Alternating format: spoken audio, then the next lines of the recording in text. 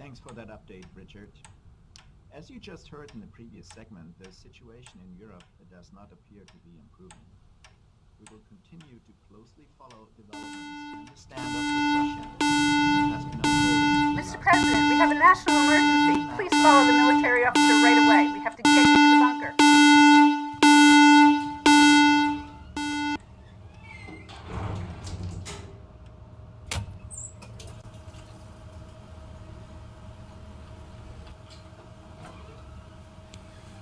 So tell me what's going on and turn off this alarm.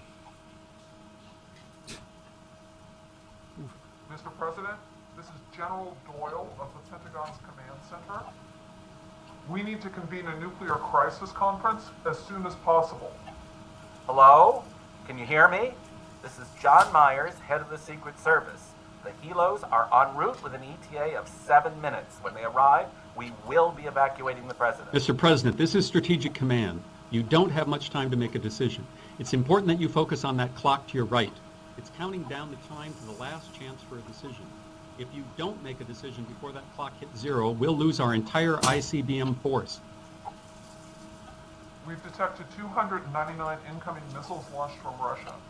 We have high confidence they are inbound and they will destroy the ICBM locations and Air Force bases at Malmstrom, Minot, and Warren. DITRA estimates casualties in the range of 2 million. 2 million casualties? Can we use the missile defense system? You should assume the missile defense system provides little or no protection against ICBMs. The cities of Great Falls, Minot, and Cheyenne will be destroyed, with significant impact from fallout in Montana, North Dakota, Minnesota, and Nebraska. This includes the cities of St. Paul, Minneapolis. So how sure are we of this attack? NORAD and Strat have high confidence this attack is underway, but Russian missiles have maneuvering technology, and that makes it difficult for us to determine the precise aim points. Right now, we can only confirm that the incoming missiles appear to be aimed at U.S. ICBM locations. We should receive radar confirmation of the attack in 4 to 9 minutes. Our current assessment is that the attack comes from Russia and includes ICBMs only. We've not yet detected launches from known submarine locations, and as of right now, we have not detected incoming bombs. Hold on. This morning's intel brief mentioned that our BMU's early warning system repelled a cyber attack this morning. This could be related. We have not yet established attribution for that attack. We don't know who is responsible. Do we have Russia on the phone? Can we speak to them? We've been unable to establish contact, sir. So why is that? Can you get them on Mr. the President, phone? we must focus on the decision at hand. There isn't much time. Okay. The middle aid will now present the options we recommend. Each option spells out the targets and the capabilities used versus those retained. Plus, you'll see Mr. other President, information I need about to know your various- guidance. I can modify these options at your request. Tell me what you want to do. We've just received confirmation from radar of 300 incoming missiles. We have high confidence that our original assessment was correct. Our missiles are headed for our ICBM field and the associated Air Force bases. Secret Service here. The president will be leaving in less than 3 minutes. So all these options have this high number of casualties. Is this all targeting only military targets? We do not target civilians specifically, but many military targets are located in close proximity to civilian populations. Collateral damage is unavoidable. So what is your recommendation? If you want to retain a secure second strike, I recommend you use only a portion of the sub-base force plus all of our ICBMs. If you don't use our land-based missiles, they'll be destroyed. Okay. And so what do we know about Russia's intentions for this attack? So why is They've this always happening? been hostile, but I know of no specific provocation. I have to stress the importance of making a decision. We don't know if Russia has also launched from the Atlantic. We would have no warning of a cruise missile attack on Washington. You could be killed at any time. This conference could end at any time. So I hope you know where the vice president is. Can we get other advisors here on the screens? We've tried to contact a variety of people. We're still trying to find them. They'll join the conference when they're located and move to a secure facility. Okay, do this quickly. Sir, we have to execute soon. I need to know your guidance.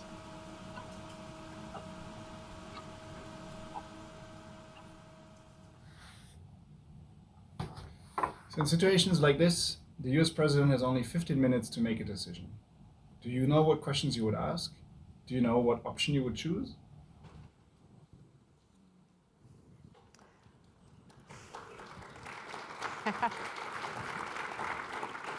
All right, well, thank you. I'm not sure if we should clap or cry, but that is quite an apt and chilling introduction to our conversation today. Tick, tick, boom, presidential decision-making in a nuclear attack. I'm delighted to be joined by one of the authors of that scenario that we've just looked at, Sharon Weiner, who's a senior resident fellow at the Carnegie Corporation of New York, an associate professor at American University. In a second, she'll explain what we've just seen on the screen. Let me just quickly introduce our other two panelists who are joining us remotely as well today. Alexei Arbatov, I saw him at one point on the screen there. He is a member of the Russian Academy of Sciences, head of the Center for International Security at the Primakov National Research Institute of World Economy and International Relations. We're happy to have him with us today, Dr. Arbatov. Chris Ford is also joining us. He served as Assistant Secretary of State for International Security and Non-Proliferation, as well as Senior Director for WMD at the National Security Council during the Trump administration. Thank you, Chris Ford, as well, for joining us. And I'm Susan Glasser from The New Yorker, and I'm glad to be with you, although I'm very sad to say that this is a much too well-timed and timely conference this year, I'm afraid. So we can have our conversation about theoretical scenarios that seem slightly less theoretical than we would like them to be. Sharon, tell us what we just saw. Sure. So you just saw what you would see if you were actually in the virtual reality headset. So you're seeing what the person is seeing. You saw at the end my colleague, Moritz Kütt, who's with the Institute for Peace Research and Security Policy at the University of Hamburg. He's sitting right here. So he was actually wearing the headset, and we were recording a very short version of his interaction with the program. Needless to say, 2D is a pale version of what you can actually see in a virtual reality headset. What did you hope to evoke with this exercise? I mean, certainly, the quick takeaway is 3 options, none of them acceptable, basically not an acceptable level of information that the president has dealt with, no real counsel on what to do. It seems like a recipe for disaster. So what we're trying to create is a realistic situation. Over the last several years, Moritz and I think, have experienced about 200 nuclear crises. Before I explain a little bit about what those crises tell us, let me just point out that my comments here today are my own. They don't reflect any of the institutions I'm affiliated with. But in terms of waging these nuclear crises, so we've experienced nuclear crises with members of Congress, European defense officials, American policymakers and national security officials. We've presented this on Capitol Hill to congressional staffers, members of Congress, Munich Security Conference, to policy practitioners in Washington, D.C., and to students at Princeton University. So this began as a research project between Moritz and myself when we were with the Program on Science and Global Security at Princeton University. And the idea was, how can we create a realistic situation for a nuclear crisis to better understand how people will behave? And so realistic comes in 2 forms in this crisis. So in one, we've experienced, like I said, this nuclear crisis with lots of people, and there have been a couple of policymakers who have said, oh, well, that wasn't realistic. I've been in the Situation Room, and that's not the sit room. Like, yeah, dude, I've been in the sit room too, and yeah, it's not the sit room, it's the PIOC. The majority of people who have commented on the realism, and there have been a number of them, especially with experience in dealing with nuclear crises, have said, that's really realistic, and it's realistic in terms of how the characters behave, in terms of the choices that would have to be made under time pressure, and especially in terms of the competing stresses that people are under. And it's those competing stresses that constitute the second reality. And this is why we try and use virtual reality, because there's a long history of using VR, and especially high-end VR like this is, to immerse people in another situation, usually to deal with phobias or other problems. We're using it to try and create a realistic emotional state where people think they're in a crisis. And we have a fair amount of evidence that people do think they're in a crisis. I mean, we clean the headset after every use because lots of people sweat. You'll see people who they'll get the options and they'll be muttering back and forth to themselves, back and forth, reading them over and over and over again. People will tap their foot for 10 minutes. They'll clasp and unclasp their hands. The table that actually exists in the real and virtual worlds, people will pound on it. It's an innocent table, but it's pounded on consistently. I've had people swear at me, people cry, a whole variety of things which indicate that people actually feel like they're present in a crisis where they have to make a choice. And this is the purpose of the experience. It's to understand the degree to which a decision maker conforms to the expectations of deterrence. And deterrence assumes that whatever choice that person makes, whatever choice the president makes, it'll be the result of some weighing of costs and benefits, that it will conform to some extent to rational decision making. But of course, the literature on behavioral psychology, foreign policy decision making, is littered with examples of how people use emotional shortcuts, of how it matters your formative experience, the last experience you had, whether you like someone, whether you dislike someone. I think there was even an experience where it mattered what temperature the drink was that you had. And so the idea is to see to what extent, in a crisis where people really feel like they have to make a decision, how close do they come to what we assume with deterrence? That's the goal. Well, that's right. And of course, it doesn't matter just whether, the nuclear crisis happens after lunch or, before breakfast, but how realistic is that scenario as well? Obviously, the world doesn't have a lot of real world experience with leaders making nuclear launch or not launch decisions. But I'm curious whether you've thought about how you might revise that scenario in the context of the heightened concerns that we have right now. This is unfortunately not as much of an academic conversation as we'd like to be having, given the nuclear saber rattling that we've seen from Vladimir Putin in connection with the war in Ukraine. So one thing I can say is the limited experience we've had showing this since Russia started its invasion of Ukraine is it actually seems to influence how people respond. Interesting. I would say and this is anecdotal, but there seems to be a heightened level of stress. And I think people may be selecting slightly different options or selecting slightly different decisions. So you saw 3 options in the experience, but actually you can modify the options. We can create any option you want, right?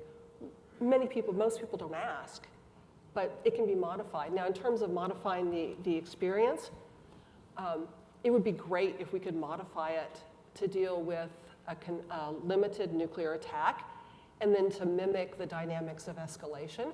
And if anyone here wants to give me $250,000, we will do just that scenario. Well, I personally am not going to be able to write a check, but I look forward to the results of that. And Dr. Arbatov, I'd like to bring you in now because, of course, this is a virtual reality scenario that is simulating what would happen for an American president faced with this decision. I'm curious if you can help us understand what you believe would be President Putin's experience in a similar scenario but set with an American attack on Russia. How do you think President Putin, who would be in the room with him, how would he decide? Help us to understand if this American process, as we've seen here, would be similar to one that would unfold in Russia. Well, thank you for inviting me, first of all. Now, with respect to Russian situation, I think that it's very different from American one. Several main differences are like follows. First of all, geostrategic situation of Russia is different. American tactical nuclear weapons deployed in Europe have strategic importance for Russia. They are well within reach of Russian territory, could strike deep into Russian territory. Secondly, American ballistic missiles on submarines have counter-force capability. That is, they are capable of attacking Russian hardened missile silos, which is not the other way around. and they can be deployed very close to Russian shores, and their flight time would be much shorter than the time that was mentioned for alleged Russian ICBM attack in the scenarios that we have just seen. Thirdly, a much larger portion of Russian strategic forces is deployed on land compared to the United States. 70% of Russian strategic nuclear warheads are deployed on intercontinental ballistic missiles on land, and that is why they may be target for counter-force strike of the United States. I will not continue listing the differences, but conclusion is that the decision-making time for President Putin or whoever is Russian president would be much shorter than that for the American president that was shown in this short movie. Secondly, the incentive to launch missiles on the basis of information about incoming attack would be much stronger, because for Russia, it's not just a question of losing ICBM force, as it was mentioned with respect to the United States. For Russia, it's a question of potentially losing all its second strike capability to American counter-force attack. And that is why I think that situation for Russia would be much worse. President Putin on many occasions described the principal Russian concept for nuclear deterrence at strategic level, and that is precisely launch on warning, which leaves a very short time for decision making. It's probably a few minutes. Once Putin even said few seconds. I think that's a bit of an exaggeration, but certainly it's not 15 minutes like in the case of the United States. It's probably several minutes, and that's all. But let me make another observation. I think that in place of American president, a reasonable person in that scenario would not launch any strategic weapon, because apparently what happened is a false alarm. Missile attack would never come just because situation in Europe is not improving. That was the first phrase of the movie. The question of strategic exchange would come most probably only in the course of already heavy fighting on the ground, in the air, at sea between conventional forces, possibly after use of tactical nuclear forces. And in this sense, situation would be much worse, because cyber attacks against space assets, a lot of interaction between conventional and nuclear forces, a lot of interaction between regional and global forces would be already going on. So from this point of view, the realistic scenario would be much worse than that shown to us in that short movie. Yeah, Dr. Arbatov, I think that's an excellent point, that it wouldn't just come out of the blue, that in fact, even in the scenario we're looking at here, it would have been after some period of extremely heightened tensions and the world already being in some form of an enormous crisis. One question I have for you before we bring in Chris Ford as well is, in the Russian system, do you think that President Putin or any president right now has roughly similar unilateral powers to make the decision? What factors, if any, aside from Putin's own determination, would guide the outcome?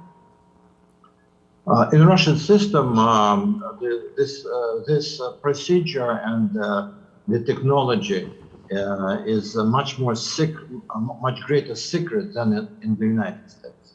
Much less is known about how it all works in Russia. What is known is that, in principle, if the top command, President, Minister of Defense, and the chairman of the head of the general staff, those are the three persons that are supposed to come into conference when something like that happens and make a decision. But the decision is only that of president. He is the supreme commander-in-chief.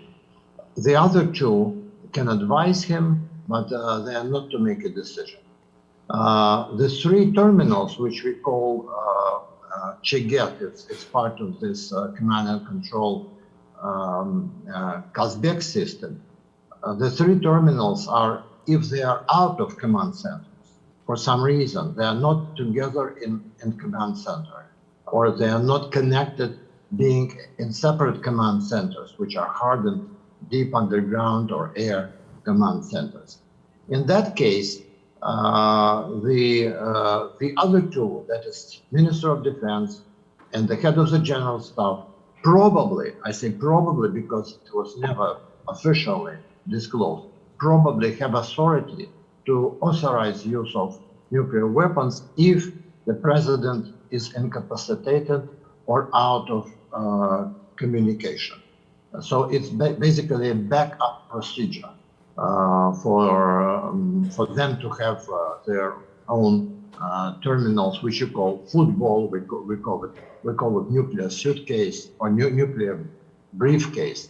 But the decision is that of president if he is capable of making this decision.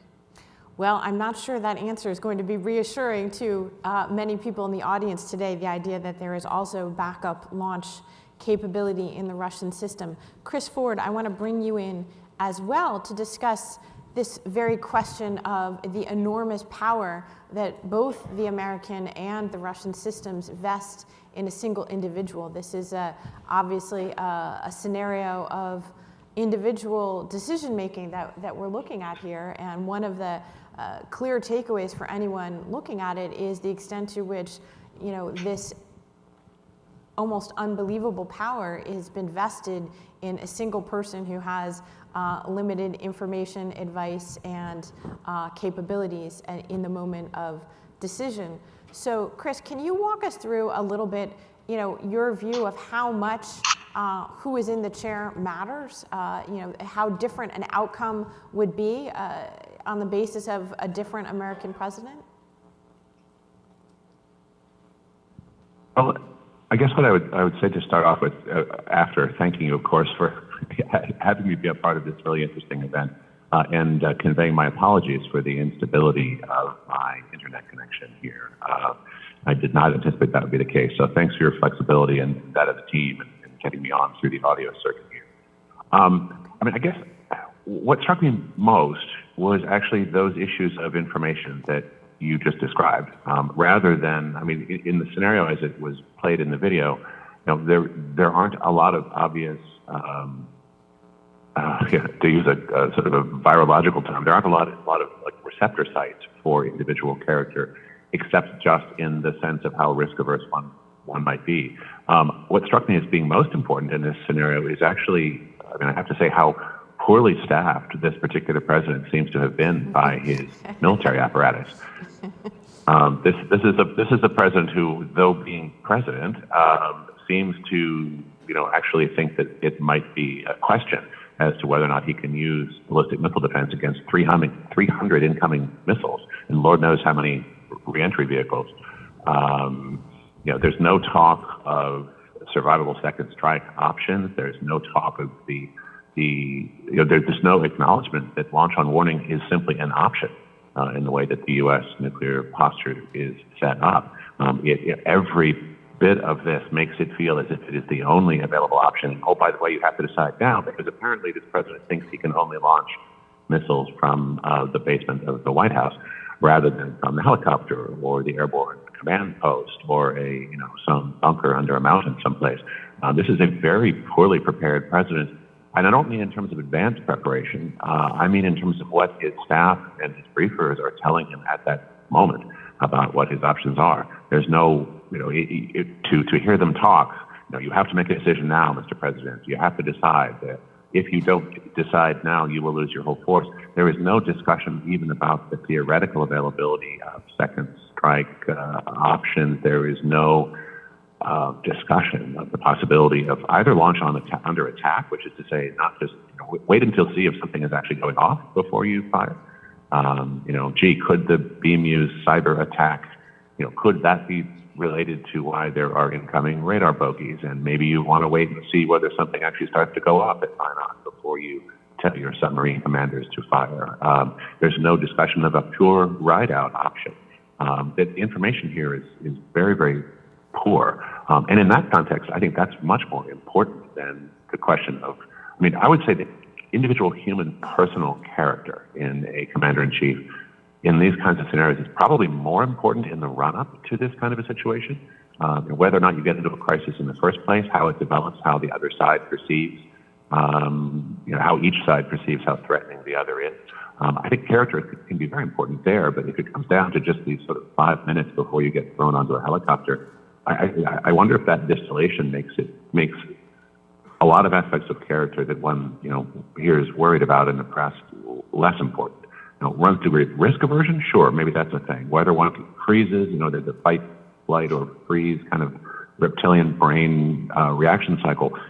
How you are on that continuum maybe makes a difference. But for purposes of these 5 minutes, it's much more important, I would think, what they are telling you about your options are, about what your options are, and whether that is accurate information. That's much more important than whether you're a malignant narcissist and sexual predator, or you're elderly and senile, or you're a blood-soaked, war criminal. I mean, those things are important in the lead up to a crisis, probably more so than in those terrifying, crucial 5 minutes in the basement. Well, Chris, I can see that you've already strayed a little bit from the purely hypothetical nature of this conversation. I have no idea what you're talking about. I kind of appreciate that you're not on video for us. Sharon wants to jump in with just a quick point, and then I think we will move a little bit away from the hypothetical and to the real world situation we live in right now. But Sure. So I have just a little trouble hearing Chris because of the audio. But I think he was mentioning all these things that are missing. All these things are in the experience. I mean, this was distilled as a short clip. It's also an interactive experience, and the idea is to confront someone with uncertainty that is difficult to resolve in the moment. Mm-hmm.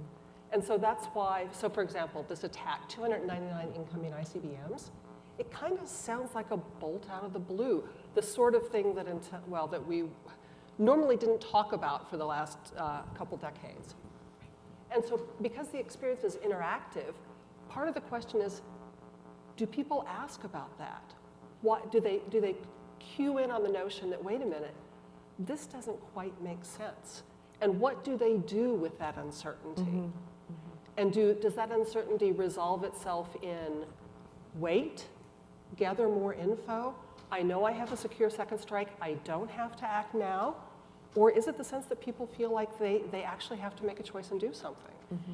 And in the experience, when we've done this, we do it as demos, but we've also done a formal experience in controlled observation. And when we actually collect data about this, 90% of people launch. 90% of people Yeah, it's about launch. 90%. 90%. Well, again, a less than reassuring data point here. Let's move a little bit away from the hypothetical, considering that the urgency of the current crisis has made this, as you said, it would have been kind of unthinkable for the last several decades in any iteration. Many of the conversations that we're having today would have been unthinkable just 9 months ago, and yet here we are. So I want to ask both Alexei Arbatov and Chris Ford to help us understand how nuclear risks and nuclear decision-making have changed since the end of the Cold War. Because really, frankly, since I was a kid in high school was the last time that this would have been a very realistic discussion about a potential US and Russian nuclear exchange. And yet here we are, where we are in 2022. So Dr. Arbatov, what has changed in terms of nuclear decision-making in the Russian system versus the Soviet system that preceded it? Are there more checks and balances? Are there less checks and balances? Has the doctrine changed in a way that makes it more possible for Vladimir Putin to use nuclear weapons? Well, in the Soviet Union, there were no checks and balances. The only check and balance was the collective leadership of Politburo, which allegedly had to take collective decision in situations like this. But as the Cuban Missile Crisis showed, not all members of Politburo agreed on which decision to take, and basically Khrushchev made his own principled decisions with support of Anastas Mikoyan, who was also member of Politburo and played a very positive role in resolving the Cuban Missile Crisis peacefully. From technical point of view, of course, situation changed a lot compared to the Soviet Union because the technological foundation changed. Russia has very different strategic forces than the Soviet Union did. First of all, they are much smaller. Secondly, they are much more stable because of arms control agreements. Since Cold War ended, we have signed about a dozen very important arms control treaties and agreements, and now the counter-force capability, the disarming strike capability, is smaller than was the case during the Cold War, and which both sides, Russia, Soviet Union, and the United States, were very much concerned about. The decision-making process, as far as I know, and I repeat, this is a very closely kept secret. But from what I know, the top decision-making system is the same as it was in the Soviet Union. Three principal people are authorized to make such decisions. The Soviet analog of American football mechanism was created in the early 80s, and the three terminals, three Chiget nuclear briefcases, were then created and given to the three persons that I mentioned. As far as I know, situation is pretty much the same now. But as I repeat, that by constitution and by all the procedures, it's only president of the Russian Federation who can make a decision to authorize the use of nuclear weapons, whether tactical or strategic. And in fact, in Russian military doctrine, there is no distinction made between tactical and strategic, because Russia is in a different geopolitical situation, which I mentioned in the beginning of this panel. With respect to strategic forces, large part of Russian ICBM force is ground mobile. So if there is enough warning time, if there is strategic warning, as they call it, not missiles already launched, but the threat of nuclear exchange is considered to be high, then most of those ground-based, ground mobile ICBMs would be out and would be relatively invulnerable. This is much better than during Soviet times, when all the missiles were in silos, and there was great possibility of American disarming strike that could take out all this principal element or leg of the Soviet strategic triad. I do not think that President Putin is, I would say, has people around him like Khrushchev had. Those were members of Politburo who allegedly were more or less equal. They took collective decisions. In Russian system, it's the president of the Russian Federation who makes the decision allegedly upon consulting with Minister of Defense, head of the General Staff, possibly with other members of the Russian Security Council, but it's him who is authorized to make this decision only.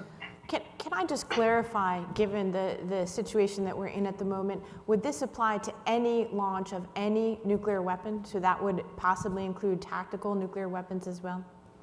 Of course. That is something which you can consider to be absolutely assured.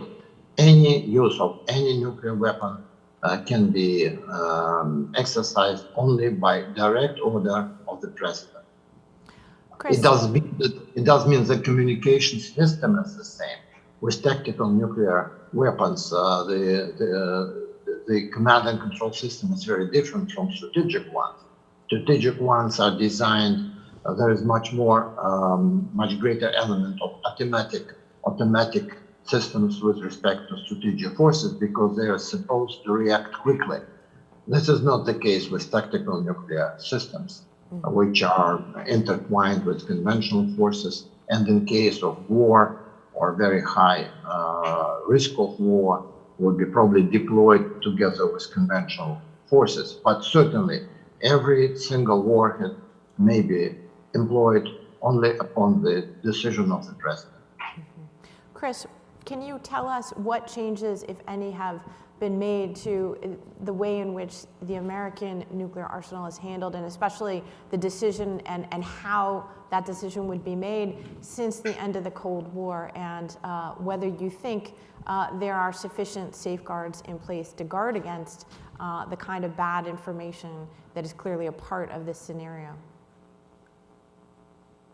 One of the things that intrigues me is assuming that you can still hear me, is actually that we are in some ways at a really important sort of technological threshold point, not in terms of bad information, but even in terms of good information. And I think one of the things that would have been most relevant in the discussion in the video, and I take your point that maybe there are much more elaborate versions of this, but one of the things that struck me as being extremely important that wasn't part of the discussion was any kind of an awareness of or discussion with advisors about the robustness and resilience of other options. I mean, the second strike survivability of the submarine force, whether the national command and control architecture for nuclear weapons, the NC3 capability, how robust was it? Were there options that you could actually use later? Was there a ride-out option at all? Those issues of actual technological, those are technical and sort of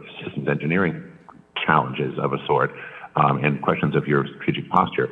But in both of those respects, second strike forces and national nuclear command and control, those are, in the U.S. system right now, we are at a threshold point between systems. The last time the NC3 system was modernized in the United States was in the early 1980s. We had a full recapitalization in the early 1980s. That's a long time ago in technological terms. The submarine force is about to begin a process of recapitalization in which existing boats will be gradually swapped out for a new class.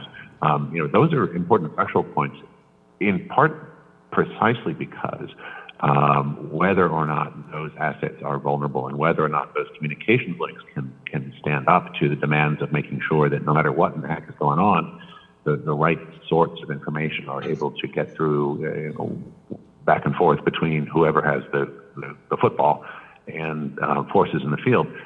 We are in the middle right now of a swapping out and a recapitalization of both of those things in an era of dramatic technological change, cyber threats, issues of potential vulnerability of assets at sea. I mean, during the Cold War, everyone, certainly it was almost a cartoon caricature of people worrying about, well, geez, what happens if someone can make the seas transparent? And all of a sudden, at sea, submarine ballistic missile forces are vulnerable. Thankfully, no one ever cracked that nut during the Cold War, but is that an uncrackable nut in this era of big data crunching and quantum sensing and sort of ubiquitous unmanned vehicles and things of that sort that is, this era that is dawning? I don't know the answer, but I would say that those technological questions go to, leaving aside bad information in the PIAC, I worry about what the actual structural real information will be. And I think the video to me points us to the importance of making sure that all of that recapitalization works properly and results in us having for our commander-in-chief the kind of robust and resilient, maximal suite of options, so that you don't have to have a discussion like that when all of a sudden STRATCOM says, hey, we're not entirely sure our subs will survive. We're not entirely sure we can actually communicate with them if things start to go off, right? I mean, that strikes me as being much more unstable and much more dangerous and more likely to push a commander-in-chief to use the launch on warning capability than merely the mere fact that the clock is ticking down. So this points me in the direction, at least, of making sure that our posture is resilient and second strike capable in the ways that we have tried to make sure it has been for many, many years now. Because we're at a technical threshold, the challenges there are considerable, and we need to make sure that gets done right. Sharon, I know you wanted to respond to what they said, and then we'll move on. So just a couple of really quick things. So the technological changes or the weapons changes or even the procedural changes, in many ways are kind of beside the point of what we're trying to understand. So my guess is, the nuclear posture review is supposed to be released soon. Maybe it was released just a few minutes ago. My guess is the document doesn't talk about two things which are actually consistent and which exist independent in many ways of the technological fixes or the weapon systems or the procedure. So one is, the situation is always going to be uncertain.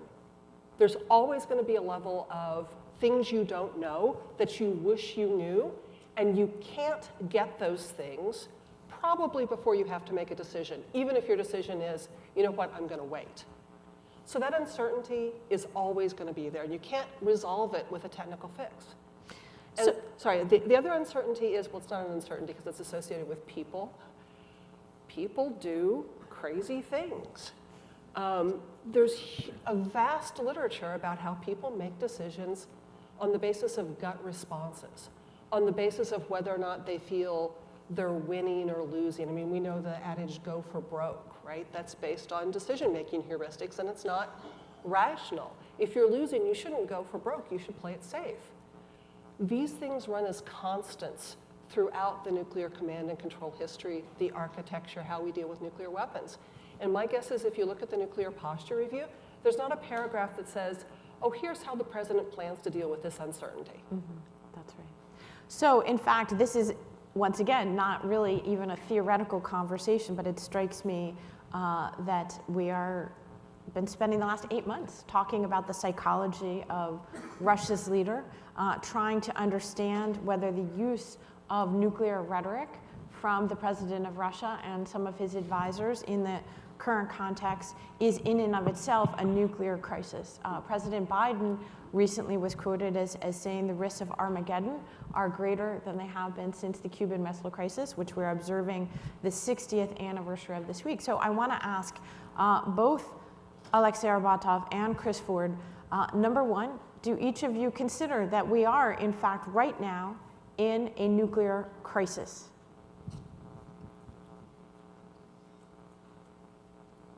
First? Yes. We are not in a nuclear crisis, but we are in a very serious crisis which could turn nuclear, unfortunately.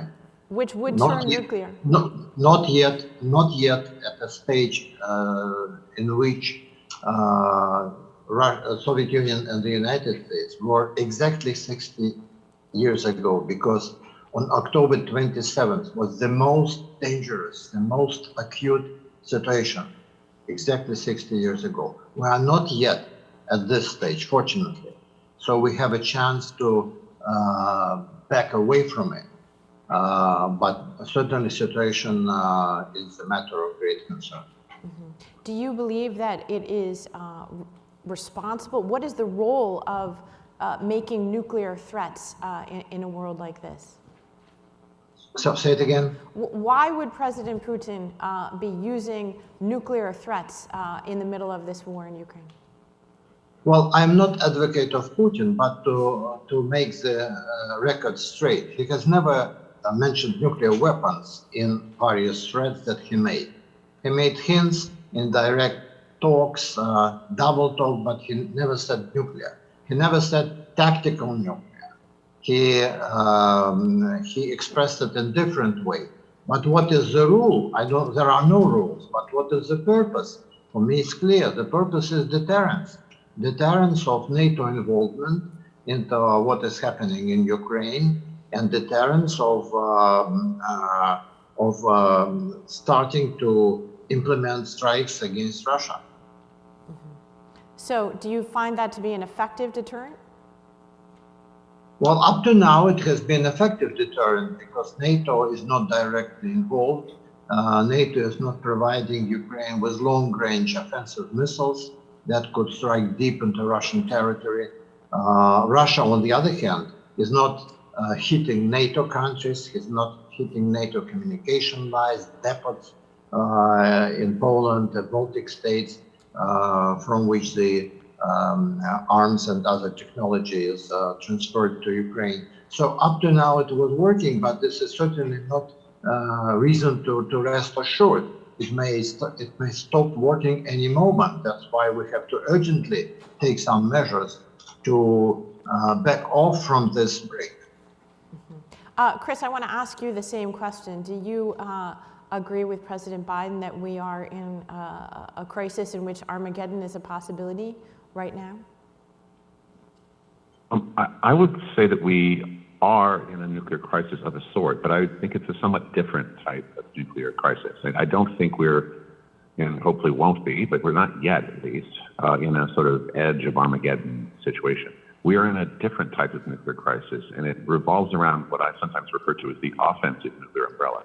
We sort of get accustomed, in the West at least, in thinking about nuclear weapons as providing a defensive umbrella, and they do. And I think Alexei is correct that some of that actually is working in both directions, right? I mean, Russia is in fact deterred from going after Article 5 NATO countries in this conflict. We are deterred from going directly. I mean, we're not. There is not a no-fly zone over Kyiv, or there was not. And this is not going to be enforced by the U.S. Air Force against against Russian aviation assets. There is operative deterrence that is still functioning reasonably well, and that's not a guarantee that it will continue, right? Past performance is not a predictor of future behavior, as the investment folks say. But so far, deterrence is actually working in terms of direct confrontation between the military alliance of NATO and the Russian Federation at this time. The kind of crisis we are in is this offensive nuclear umbrella context in which the Putin regime in Russia has attempted to use the threat of nuclear war to to create space, I should say, in which it feels apparently free to try to invade a neighbor of it and annex. It tried to make that neighbor disappear in a literally genocidal sort of fashion, and it's trying now to settle for simply grabbing chunks of it and pretending that those chunks are chunks of Russia. But this is a tactical opportunity that is in some sense created by nuclear saber rattling. And as with the Crimea invasion, when Russia first started to go after Ukraine a few years ago, and much more vehemently in recent months, the use of nuclear threats has been very deliberately and expressly made in order to create opportunities for sort of tactical and theater level aggression.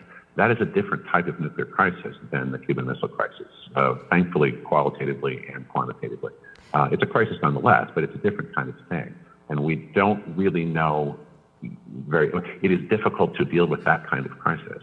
This is an opportunity that Xi Jinping probably wishes he were able to create for himself with respect to Taiwan, and that he may in fact be trying to create for himself with Taiwan through the construction of all those hundreds of new missile silos out in the deserts of Xinjiang. This is a playbook now that is being developed not for defensive purposes, but to use strategic arsenals to create opportunities for aggression against one's smaller neighbors. That's a really worrying challenge, and we're kind of making up the response to it on the fly. This is something that needs to be thought about extremely carefully. This is a different type of crisis than I think we have in the strategic weapons community traditionally thought about trying to deal with. So I want to remind everybody, we're going to get to your questions, and if you have more, you can submit them through the app right now, and do that right now because we're going to try to get through as many as we can. Quickly, Alexei Arbatov, I'd like to ask you to respond to that framing by Chris Ford. Do you agree that this is in fact the use by Russia of a new kind of nuclear playbook in which you're using the president of Russia is using nuclear threats as a way to carve out space for a conventional offensive in Ukraine?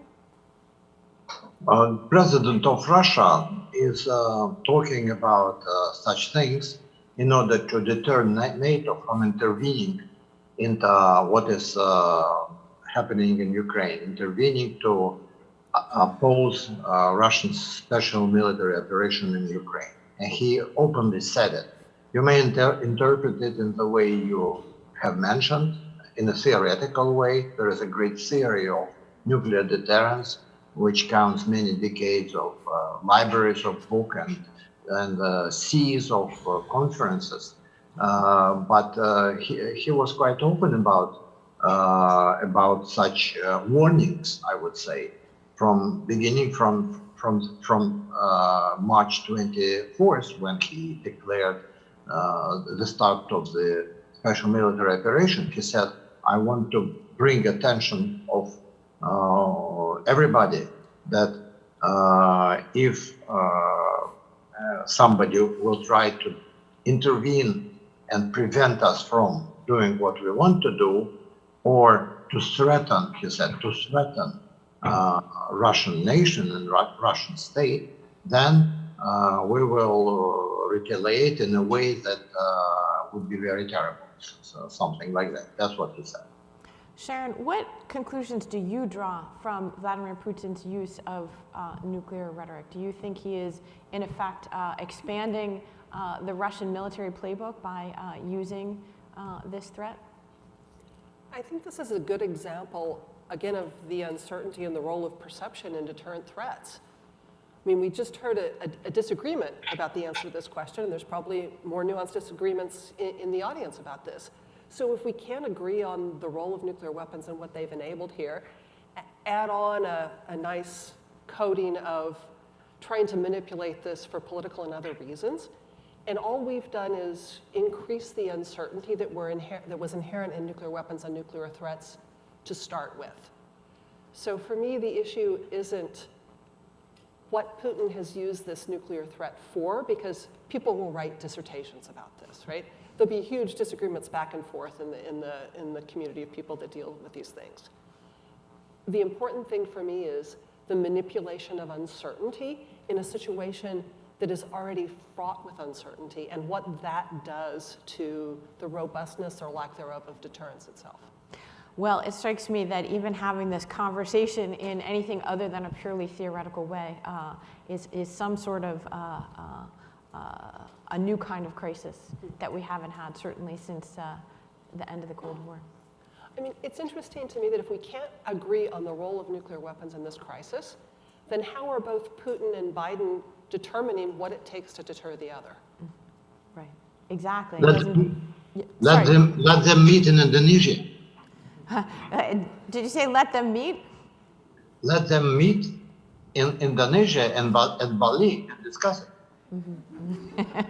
And do you think that'll help resolve the uncertainty, Alexei? What would come out of a meeting between Putin and Biden right now? They could start their conversation. They've never had one, except in Geneva.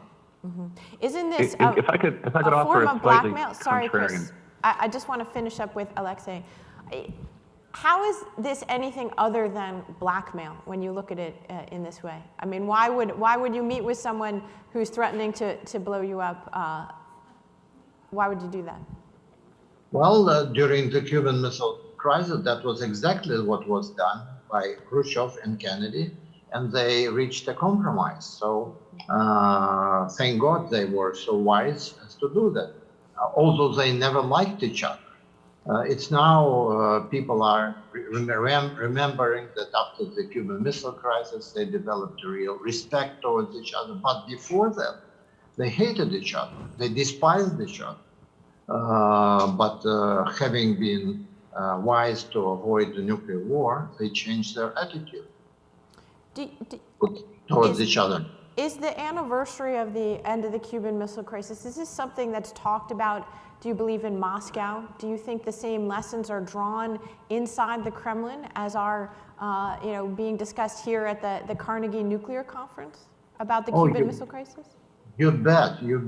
During the last month, that was on top of everything, academic discussion, TV shows, memoirs of some of the still living participants. Yeah, it was in the center of Russian public opinion and mass media. I would say even much more than in the United States. where certainly domestic politics plays much greater role. Chris, sorry, I cut you off. Please go ahead. No problem. I guess I did two comments, if I might. The first, I guess, is I should probably amend my earlier comments about the offensive nuclear umbrella being used to create space for aggression against a neighbor. It's that, but it's also apparently the use of nuclear threats to facilitate the diplomatic rehabilitation of an aggressor and apparent war criminal. So the use of these kinds of saber-rattling threats do have lots of, there's some interesting innovations being used right now. The comment I wanted to make, though, is to push back a little bit on your point about uncertainty, and that is, I think at some level that President Biden and Vladimir Putin both, there isn't that much uncertainty about the role of nuclear weapons in this crisis. I think they both understand exactly what the other is doing and why the other is doing it. And this is, that doesn't mean that we know how it plays out, but I think the issue here isn't uncertainty. In a way, it's certainty. It's quite clear. It has been clear all along that NATO wasn't going to fight directly against Russian forces, and it's been quite clear all along that Russia was not going to go directly after the forces of Article 5 NATO states. I mean, these things could still break down, but I think that's been a pretty well understood foundation for the interactions through this big global theater so far. I think it's also been pretty well understood that on both sides that the Russian nuclear threats are designed precisely to deter, there is a threshold beyond which NATO support for the Ukrainians. The Russians want us to think that the world will end if we do too much, and they want us to think that too much is a very small amount. The Biden administration is betting so far quite correctly that too much is a very large amount that we haven't gotten near yet.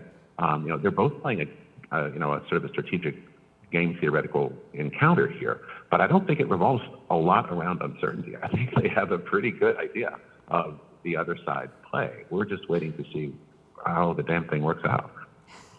Well, I'd like to look forward to the moment when this is a historical conversation. Sharon, we're getting a lot of questions about your scenario, and people are very interested in particular, certainly when you said that 90% of the people launch in the simulation. Lots of questions about, can you explain for us what the sample was, who is making the decision, and also what, if anything, you've learned. This is a question from Scott Sagan. Can you tell us about the characteristics of users that influence their different choices? For example, is there a gender difference? Is there a difference in personality types? Help us to understand a little bit. So first of all, so let me set the stage for what the size of the sample, et cetera. So we used a group of Princeton students who were very kind to come participate in this.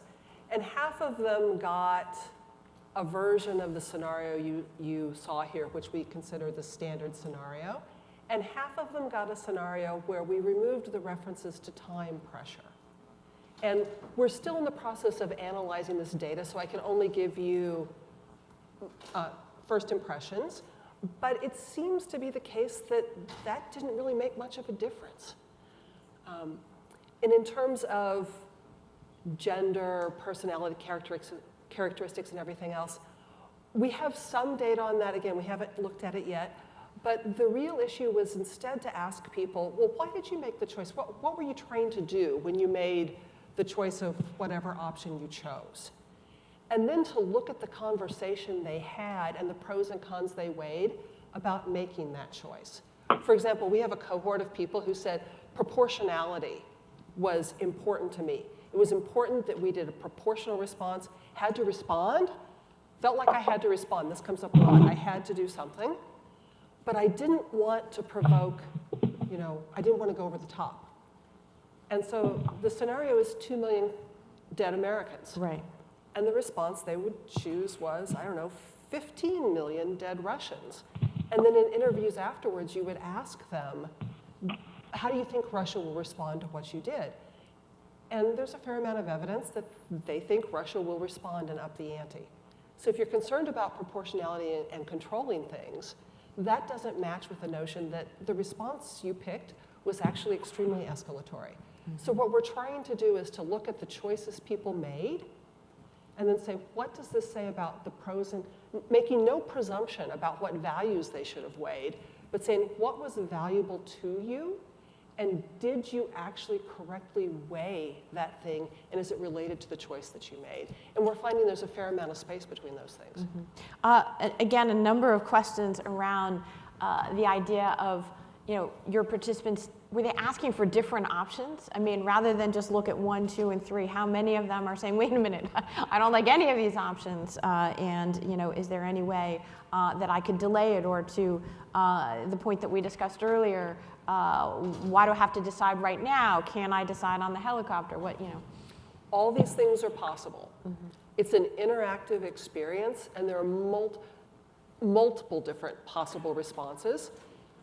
People can ask these questions. The interesting thing for me is the number of people who don't. Partially because, let me emphasize that in this experience, everybody's trying to do their job. They're all trying to do their role in a nuclear crisis to the best of their ability. And they're relying on the president to coordinate and orchestrate all this information. The problem is, first of all, the president may have never trained realistically for a situation like this. To the best of our research, Jimmy Carter's the last one we know. I don't know about the current one. And so they're relying on someone who may have been woken up at 2 o'clock in the morning, who just had a bad day the night before. They're plunked down in a chair, and they're supposed to coordinate all of this information. And the question is, can they do it? And one of the things that we're finding, including when we did this with policy practitioners in DC with nuclear experience, is there's a very limited number of people who are able to sit in that chair and coordinate all of this information in a way that allows them to own the process and to make a decision that they want to make. Dr. Arbatov, there's a question for you here. You mentioned that the situation of decision-making on launching nuclear strikes doesn't really come out of the blue, but after there's already been some significant tension, presumably. The question is, but can there also be some cases of malfunction of equipment or an accidental launch from one side or the other? And is the Russian president being somehow prepared to respond in a nuclear way for scenarios such as that one? My opinion, my assessment, is that there will be no launch on warning in case there is accidental launch, because accidental launch by definition will be a single missile.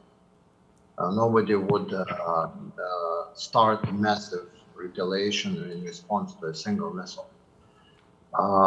Whether there is possibility of malfunction, as reliable as command and control systems are made, certainly there is a possibility like that. You cannot create 100% reliable technological system. That's the law of physics. So from this point of view, I think that launch on warning is a bad idea. And if I may comment to something that was already discussed here, I think that the impressive thing for the so-called president of the United States in the film was that 2 million Americans would be killed in an incoming attack. And emotionally, that made 90% of the people to say, respond immediately. The thing that should be explained to people and to presidents as well, that responding immediately would not save a single life of your citizens. It will kill a lot of citizens of the other side, but will not save your own citizens. And that is why waiting and making sure that the attack really happened and assessing the results of this attack is the only reasonable way to deal with such situations, because the risk of an inadvertent nuclear war, because of political miscalculation in a crisis, because of malfunction of systems, is so great that it should be always considered much higher risk than the risk of failing to kill a few dozen or millions of the other side if you do not launch your missiles immediately. Do you want to react? That's interesting. We know how Alexei Arbatov would respond to this scenario. So I would say that I would like to too at some point. Yes. So Alexei's response, I would say, we see very rarely, because part of the issue is to try and understand how people deal with the notion of the 2 million casualties. Do they see them as a likelihood, an unlikelihood, people that, forgive the phrase, a sunk cost? And what do you do with that? But very few people pause to say, there's nothing I can do about those 2 million people if the attack is real. The only thing I can do is engage in a process that will determine probably how many more people will live or die. Yeah. Chris, I'm going to give you the last word because we're just about out of time. Oh, goodness. That's a heavy responsibility. 2 very quick comments. One is that with respect to Alexei's comment about an accidental launch, I just wanted to add an additional gloss to that and point out that one of the ways in which a at least limited ballistic missile defense system could and does contribute to strategic stability is precisely in giving a little extra buffer against that kind of an accidental launch threat. It cannot and will likely never be able to handle the kind of significant attack that this scenario posits. But there are at least some error buffers around the margins when it comes to small inadvertent accidental release or of some sort. The broader point is that while I continue to believe, as I've argued for many years, that not having a launch on warning option probably undermines deterrence, I do want to stress the idea that it's an option. I think it's terrible to have it as policy, as a sort of the default assumption. I think being able to at least have an intelligent conversation, and by the way, as I said before, be well briefed in making that decision is really critical. But to have it as a policy is bad, and to have launch on warning as the only option is also bad. If anything, it's worse. And that's why I'm still very focused upon the importance of making sure that people don't get the issues of NC3 resilience and robustness and issues of second strike survivability.